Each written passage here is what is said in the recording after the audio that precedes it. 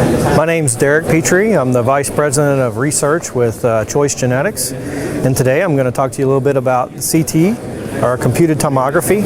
And the reason that we chose to go to this route is because of the accuracy that it brings in really understanding the muscle and fat accretion of the pig. What we found is the correlation of using a single point measurement is very low, but yet using the CT technology is extremely high, up and around 98–99%. So this is why we have chosen to go to that route, because it really allows us to look at the different muscle and fat layers within the pig to be able to help aid in the selection of feed efficiency. Because as we've looked at in prior experiences, we would have selected pigs that were actually pretty good on the midline back fat that we've used the tool before, but had other opportunities that we could have been selecting against. So as I was talking about these different points, if you look at this point of back fat on where we would normally scan with an Aloca, you would see that this is somewhere around 0.7 to 0.8 inches, which is a pig that we would actually select in our genetic nucleus to come back in.